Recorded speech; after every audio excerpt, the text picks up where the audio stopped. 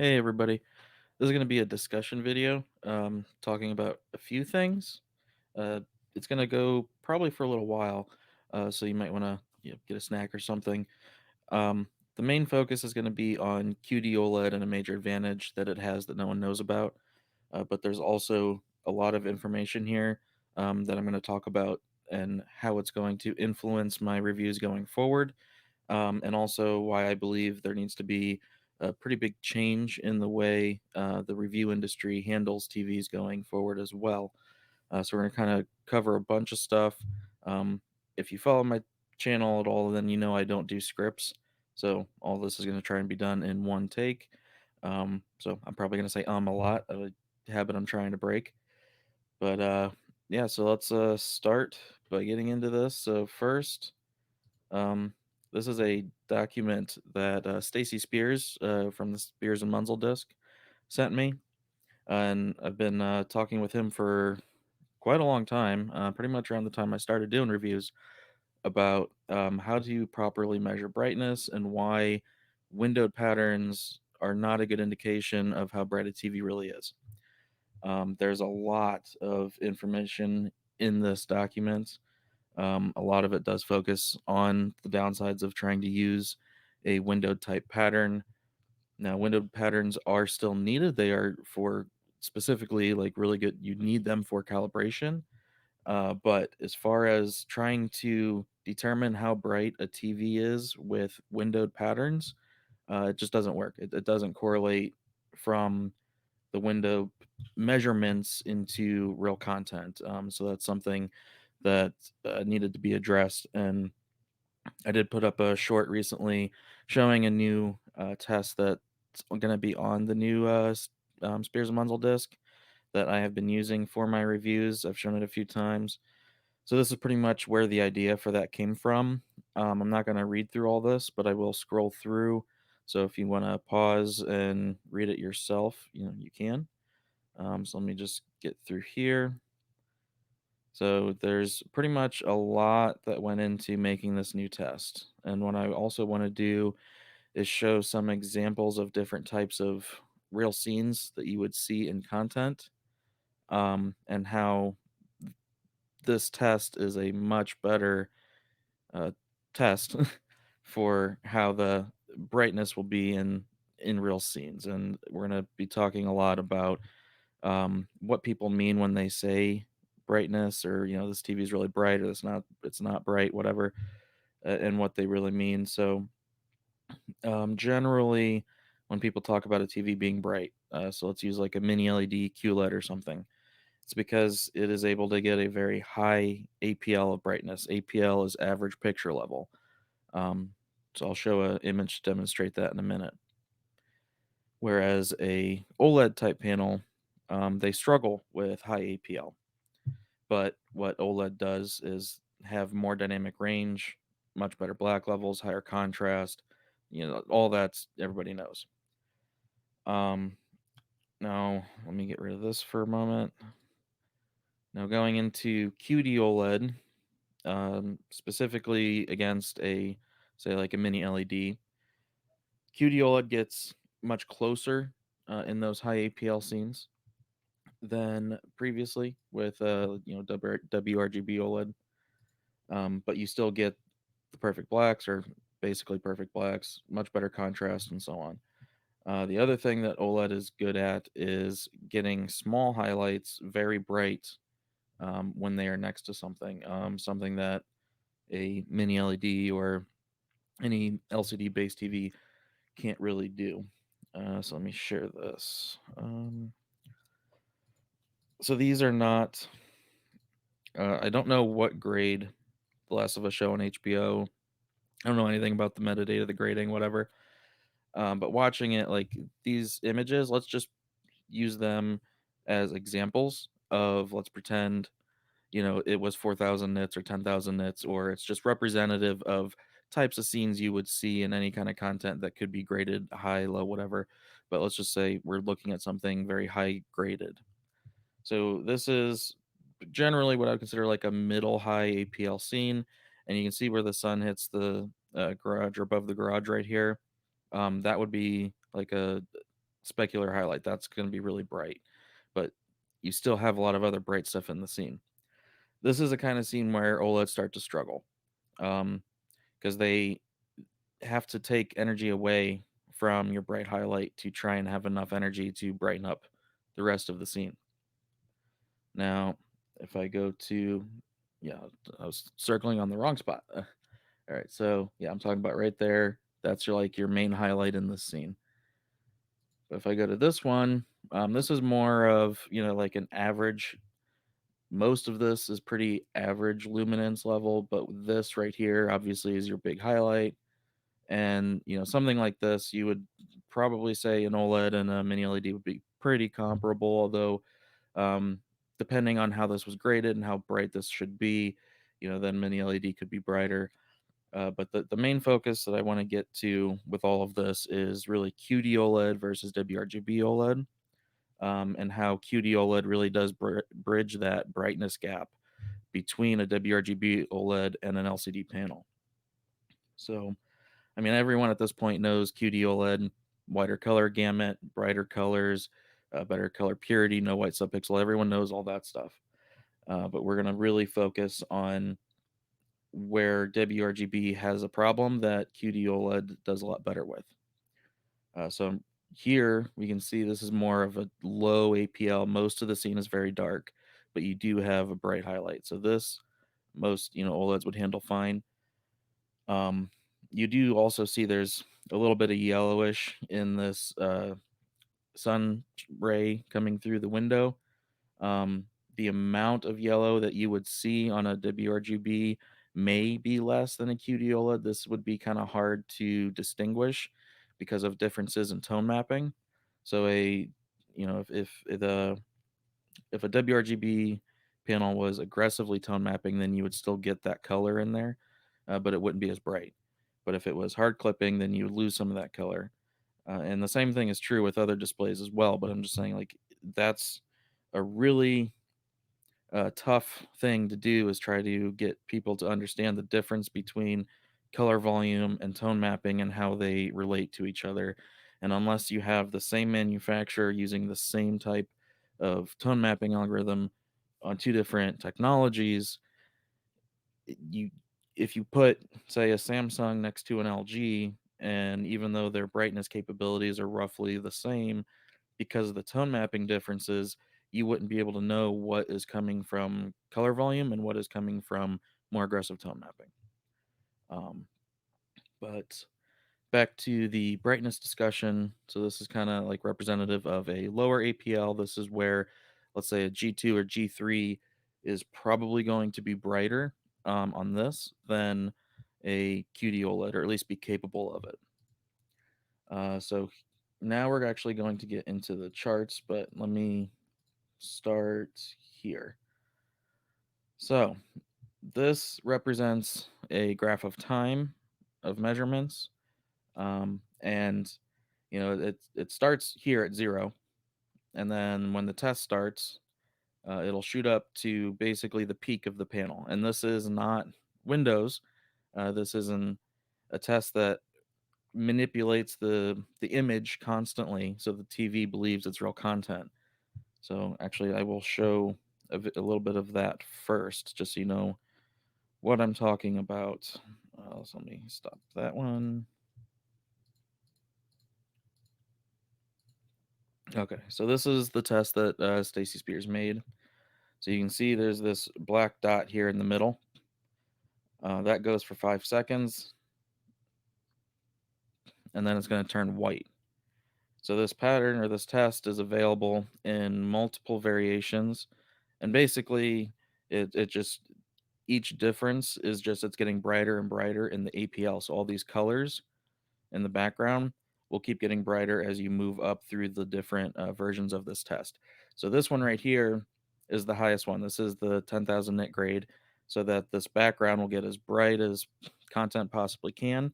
You can see it's constantly fluctuating. And then this white dot on every single one of the tests is going to always be 10,000 nits. So that way, it doesn't matter what the TV is, you can see what it's capable of as the APL of the scene is constantly changing. It's just when you change from the different variations of the test, it's the clouds that'll be changing in how bright they're supposed to be. So this was, again, this is the highest one. Now if I skip ahead, this is one of the darker ones. So you can see how much darker that is. But again, this white dot where I'm going to be measuring is always the same. Now, what's interesting with this as well is, in a windowed measurement, because your entire screen's black and you got your white window, having that window on the screen um, for an extended period of time, you're going to see it just builds heat and gets brighter and brighter and brighter until, excuse me, the panel starts to lose energy and fatigues and then drops. That doesn't happen with this test. Because of the APL constantly changing, it stays very consistent. Like there's not heat building up in one spot. This circle is designed to be the size of the rubber hood on a Klein meter on a 48-inch display. So basically anything like 48 inches and up, you can use this test.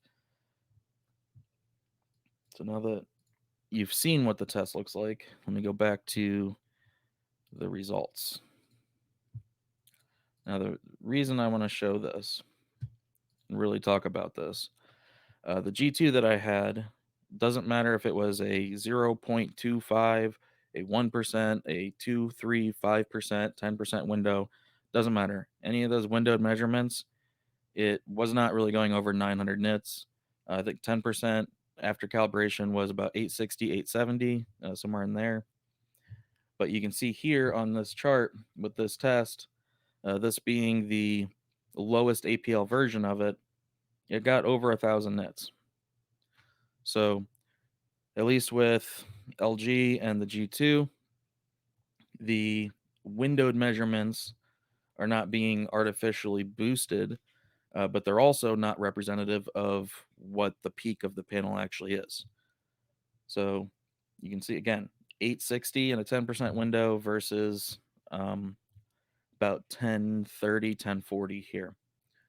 And even if I lowered down to smaller size windows, it was still in that same range. At most was like 890. And then another thing this test does, so it goes for a minute. And then after a minute, the circle goes black again, so you can end. So about 40 seconds in, the G2, even though this is the low APL version, starts to lose it. It starts to lose energy. And it drops down. Now let me switch to a little bit higher one.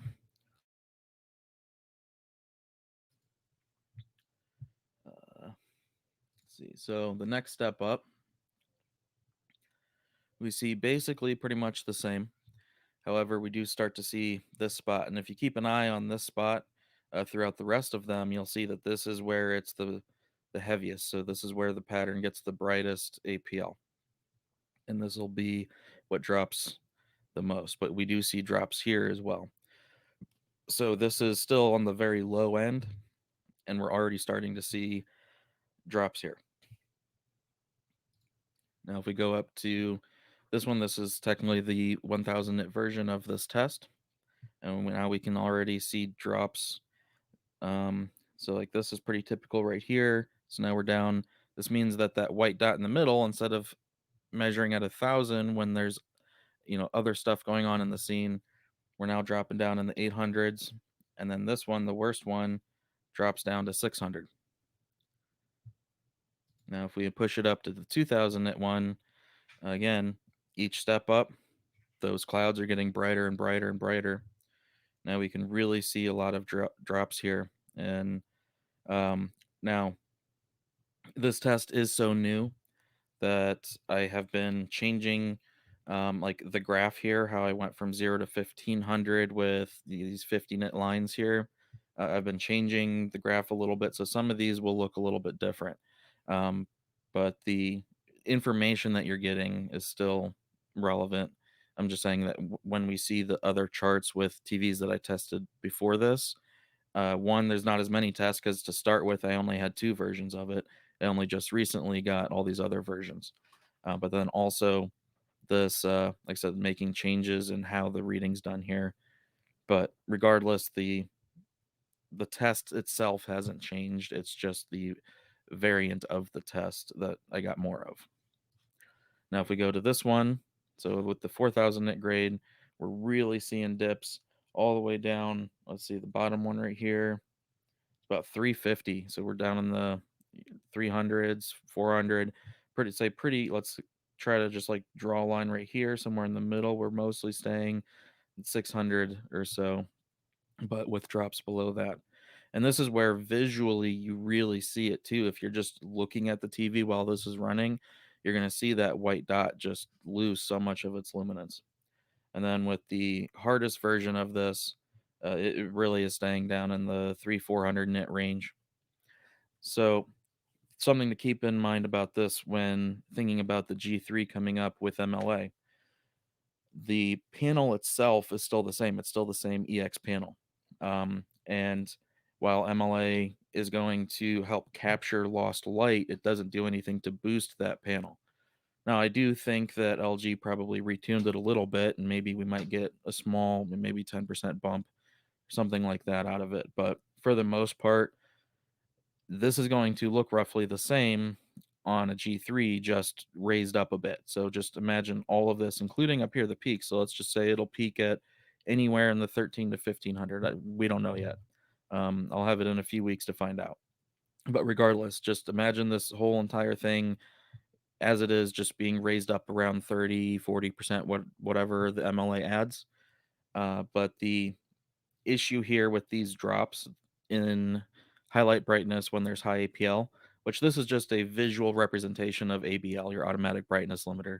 Not only is that when you have a very bright scene, that the bright scene can't always hit what it's supposed to, but it is showing that as the scene gets brighter, your highlights again have to sacrifice their brightness so that it can send energy throughout the panel through the rest of the scene. So now I need to go the other way here. And I want to get to, hold on a second. I just got to close this and reopen it because I want to go straight to the QD OLED before looking at others. So this one,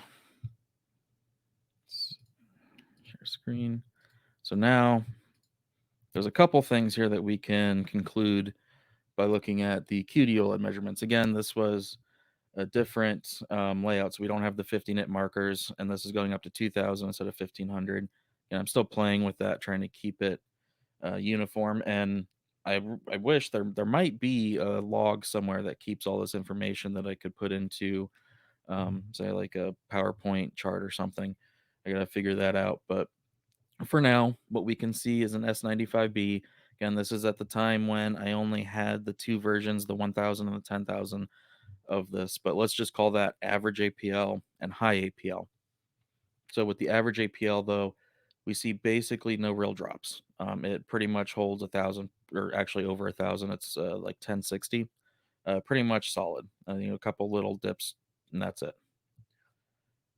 Then we go to the high APL, so the 10,000 nit version, where the G2 was dropping down in the 3 to 400 nit range. The biggest drop we see here is still like 650. So this is a huge advantage in that when you do have those really bright high APL scenes, um, a QD OLED can still keep the highlights much brighter than WRGB. Now, the other thing that I want to look at here is with the A95K. You see pretty much the same thing, straight line around 1,000 nits. This was with the average APL one. And then as we go to the high APL one, again, pretty much the same as the S95B.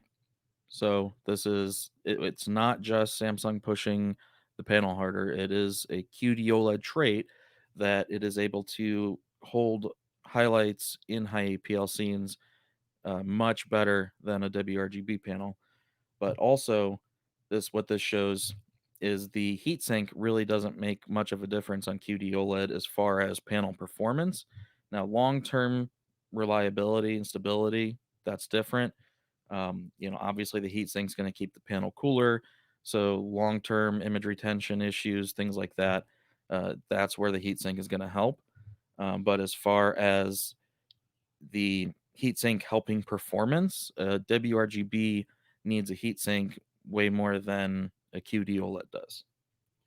Now, if I go back a couple here and see, this is from an A90J, and A90J also has a heatsink like the G2. So one, we can see the G2 is significantly better with highlights, and two, that both the A90J and the G2 have issues with high APL when trying to hit highlights. Again, dropping down in the 300-400 nit range. A90J is just much worse at it than the G2. So some other ones that I have here. So this is from the QN90B, which is right behind me. So this is with all of the tests, and this is going to represent the mini LED or LCD panels. And now we can see another reason why the windowed measurements mean nothing. They really don't. As far as trying to figure out how bright your highlights are going to be or how bright your TV is, those measurements that you hear in reviews, oh, this TV hits 2000 nits, whatever, it means absolutely nothing as far as how bright the TV is. Um, Visually, what people see when they are looking at a TV and they are seeing the whole thing's brighter, that's when the EOTF is raised above where it should be, and what TV is going to push the EOTF further than another.